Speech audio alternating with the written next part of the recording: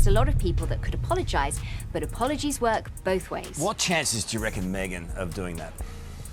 Very slim. Slim to none.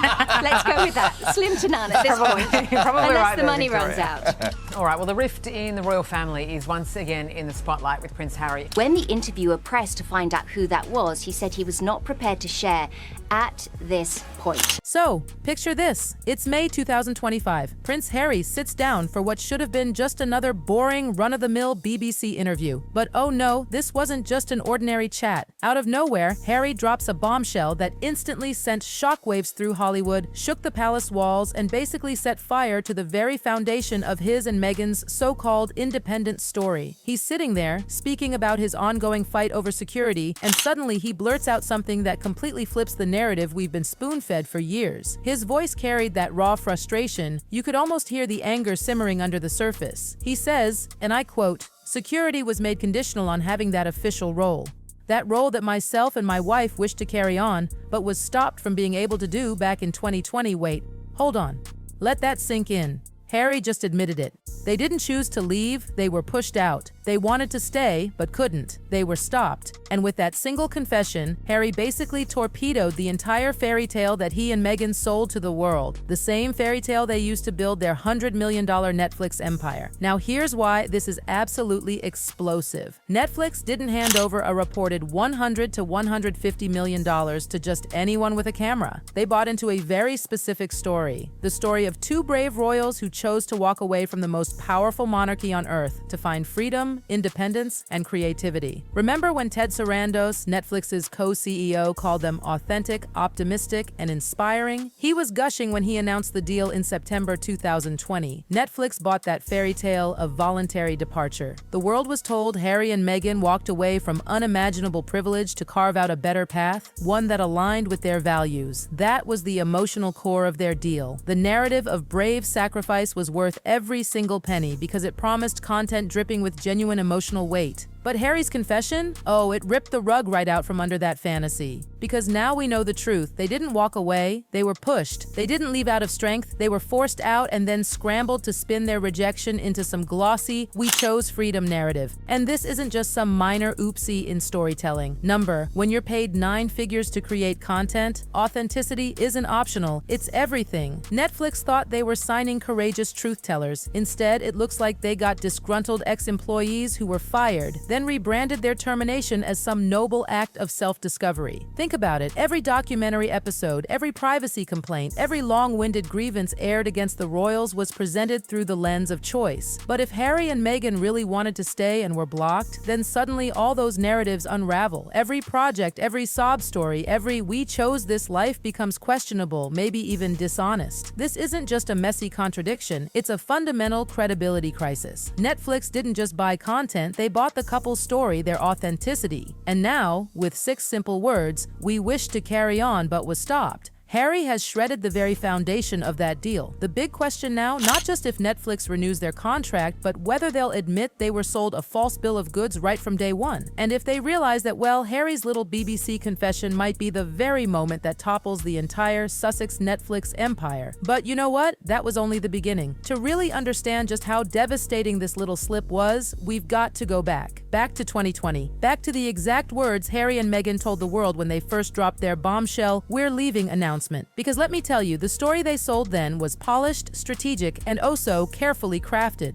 On January 8th, 2020, remember this? They released their statement on the Sussex Royal Instagram. The wording was crystal clear. They weren't forced out, they chose to step back. After many months of reflection and internal discussions, they wrote, "We have chosen to make a transition this year." Notice that word, chosen. Not forced, not pushed, not stopped. That announcement painted them as visionaries. They weren't victims of exile. They were innovators, modernizing their role. Their declaration emphasized financial independence while still supporting the Queen. It was all framed as evolution, not rejection. And let's not forget, that narrative was absolutely crucial when they pitched themselves to Hollywood months later. From Netflix's perspective, here were 2 glamorous royals who had voluntarily left behind wealth and power because they had bigger dreams. That's not bitter, that's inspiring, that's content gold. Even their statement to Netflix hammered this home. They said their lives had shown them the power of the human spirit, and they wanted to shine a light on causes and communities worldwide. Translation? They were pitching themselves as noble visionaries, and Netflix bought it. Hook, line, and $100 million sinker. Ted Sarandos didn't just buy content, he bought their authenticity. He publicly praised their leadership and optimism, highlighting how they inspired millions through their choice. And here's the kicker, every bit of that positioning depended on one thing, the claim that Harry and Meghan chose to leave. But Harry's 2025 BBC admission, it blew that entire foundation sky high. Because if they wanted to stay but were stopped, then the whole pitch wasn't inspiring, it was fraudulent. They didn't inspire millions with their courageous decision. They were shoved out and then dressed up their ousting as heroism. That's not the brand Netflix signed up for. That's not authenticity, that's spin. And the difference could be worth a staggering $100 million.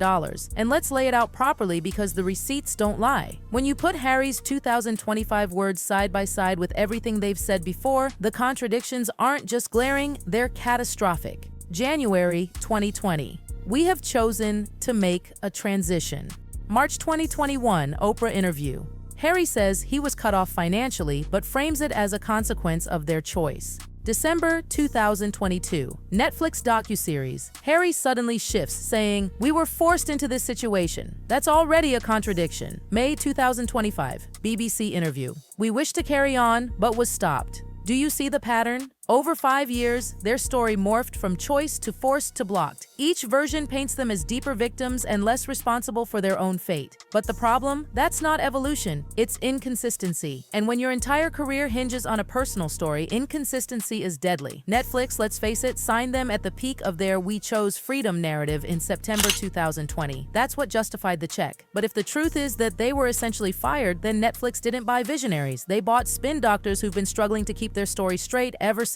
And that, ladies and gentlemen, is the scandal of the year. Now let's zoom in on Harry's so-called security excuse, because honestly, this part might be the most revealing and damaging of his whole BBC confession. When Harry said security was tied to their official roles, he wasn't just admitting they were pushed out, he was exposing the true motive behind everything. This wasn't about values, creativity, or mental health. Nope, it was about security. He's basically saying they only left because they couldn't get the security arrangements they wanted while still being royals. Think about how damaging that is to their brand. All those lofty speeches about stepping back for privacy, all those heartfelt claims about wanting a simpler, quieter life, they don't hold water anymore. Because if security was the deal breaker, then all that "we want peace" talk starts sounding like just another cover-up. And here's the kicker, if security was such a huge concern, then why on earth did they immediately sign multi-million-dollar deals that shoved them back into the global spotlight? I mean, really, you can't say, "We had to leave the monarchy for safety," and then launch a Netflix docuseries spilling your most intimate family secrets to the entire planet. That's not safer, that's louder. The contradiction is brutal. They painted themselves as people escaping the spotlight, but clearly they craved the spotlight. As long as the money was right, it makes the whole "we wanted a private life" narrative look like a calculated PR move. And let's be blunt, the security argument reveals something much darker about their financial expectations. Harry basically admitted they thought the royal family should keep paying for their protection even after they left. They wanted all the perks, like taxpayer-funded security, but none of the responsibilities. When the royal family rightfully said "no work, no perks," Harry and Meghan's response wasn't to accept it. Instead, they stormed off, rebranded themselves as victims, and then made millions whining about it. For Netflix executives, this should be setting off alarm bells, because what exactly did Harry and Meghan sell them back in 2020? Did they pitch themselves as noble storytellers who sacrificed privilege for principle? Or did they conveniently leave out that their real problem was they couldn't get free security anymore?